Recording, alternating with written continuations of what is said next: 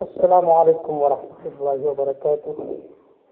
آپ نے جو مسئلہ پوچھا ہے کہ داغے پر دم کرنا پھر اس کو باندھنا یہ کیسا ہے، سب سے پہلے یہ بات ذہن میں رکھے، ایک ہے دم اور دوسرا ہے تعویذ۔ دم کرنا ان اذکار کے ساتھ جو مسنون ہو، قرآنی آیات ہو یا وہ اذکار صحیح احادیث سے ثابت ہو تو دم کرنا بہتر ہے۔ اور دوسرا ہے تعویذ۔ اگر تعویذ میں شرکی الفاظ نہ ہو، اسی طرح تعویذ کو مؤثر بالذات نہ سمجھا جائے تو تعویذ لٹکانا بھی جائز ہے، لیکن بہتر صرف بھی نہیں ہے، بہتر ہے دم کروانا مسنون اذکار کے ساتھ۔ قرآن مجید میں اللہ رب العزت ارشاد فرماتے ہیں وَنُنَزِّلُ مِنَ الْقُرْآنِ مَا هُوَ شِفَاءٌ، کہ قرآن مجید شفا ہے۔ کس طرح قرآن مجید باطنی امراض کے لیے شفا ہے، تو اسی طرح ظاہری امراض ان کے لیے بھی قرآن مجید شفا ہے۔ تفصیل میں ابن جزی رحمہ اللہ فرماتے ہیں ای شفاء بالرقیات والتعاویذ به، کہ قرآن مجید شفا ہے، اس کے ذریعے سے دم کرنا، اس کے ذریعے سے تعویذ کرنا۔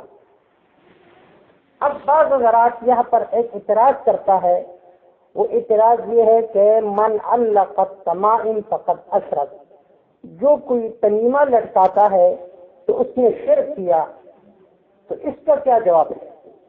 تو اس کا ایک جواب یہ ہے کہ حدیث پاک میں جس تعویذ پر شرک اطلاق ہوا اس سے مراد وہ تمائم، وہ تعویذ مراد ہے کہ جس میں شرکی الفاظ موجود ہو۔ دوسرا جواب یہ ہے کہ ان تعویذ سے مراد وہ ہے کہ جس کو مؤثر بالذات سمجھا جائے اور اس کو اللہ کے تقدیر کے مزاحم سمجھا جائے، مقابل سمجھا جائے، تو اس صورت میں یہ شرک ہے۔ اور تیسرا جواب اس کا ذکر الاخبار للاصفہانی جلد 1 صفحہ نمبر 102 میں ہے۔ عائشہ رضی اللہ تعالیٰ عنہ کی روایت ہے، اس میں یہ فرق ذکر ہو چکا ہے کہ تعویذ کسے کہتے اور تمیمہ کسے کہتے۔ اس کا خلاصہ اور حاصل یہ ہے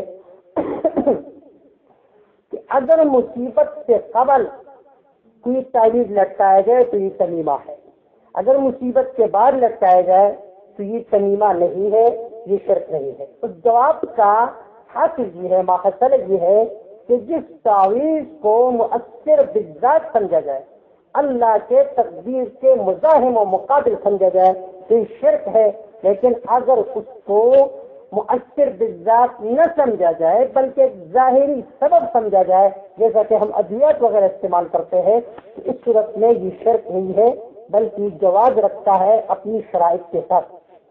تو کتاب ذکر الاخبار اصفہانی میں ہے اما من علق قبل البلاء هو تمیمہ واما ما علق بعد البلاء فلیس بتمیمہ۔ اب اس کے ساتھ حضرت عمر بن العاص رضی اللہ تعالیٰ عنہ کی ایک روایت بھی ذکر کرنا میں اس کو مناسب سمجھتا ہوں کہ حضرت عمر بن العاص رضی اللہ تعالیٰ عنہ جو بچے ان کے بڑے ہوتے تھے تو ان پر دم فرماتے تھے، اور جو چھوٹے ہوتے تھے تو تعویذ لکھ کر کسی ورق میں مسنون اذکار لکھ کر اعوذ بکلمات اللہ التامۃ وغیرہ اور پھر لٹکاتے تھے، تو اس سے تعویذ کی جواز معلوم ہو گئی۔ اب آتے ہیں اس مذکورہ مسئلے کی طرف کہ آیا داغے وغیرہ پر دم کر کے اس کو لٹکانا یہ جائز ہے یا جائز نہیں ہے؟ تو اس کا جواب یہ ہے کہ داغے وغیرہ پر دم کر کے اس کو اپنے ہاتھ پر باندھنا یہ جائز نہیں ہے۔ بعض دفعہ آدمی کفر کی طرف پہنچتا ہے اس کی وجہ سے۔ اس کی بنیادی وجہ یہ ہے کہ یہ جو داغے پر دم کر کے اس کو باندھنا یہ ایک اور رسم جاہلیت ہے، اور اس میں اس رسم جاہلیت کے ساتھ مشابہت ہے۔ دوسری وجہ یہ ہے کہ اس کو بعض دفعہ لوگ مؤثر بالذات بھی سمجھتے ہیں، اور تیسری وجہ یہ کہ آج کل ہندو وغیرہ اسی طرح داغے وغیرہ وہ اپنے ہاتھوں پر باندھتے ہیں، تو اس میں کفار کے ساتھ مشابہت ہے، اور حدیث پاک میں آتا ہے من تشبہ بقوم فہو منہم۔ اور چوتھی وجہ یہ ہے کہ سلف میں سے کسی سے یہ عمل منقول نہیں ہے کہ انہوں نے داغے وغیرہ پر دم کر کے کسی طرح کا باندھا ہو۔ کہ حنفی میں بھی اس کی کراہت موجود ہے۔ امام زیلعی رحمہ اللہ نے تبیین الحقائق میں ذکر کیا ہے، قال الزیلعی فی تبیین الحقائق کتاب الکراہیہ فصل فی اللبس، وہ فرماتے ہیں ثم الرقیمۃ قد تشبہ بالتمیمہ خیط كان يربط في العنق أو في اليد في الجاهلية لدفع المضرة عن أنفسهم على زعمهم، وهو منهي عنه وذكر في حدود الإيمان أنه كفر۔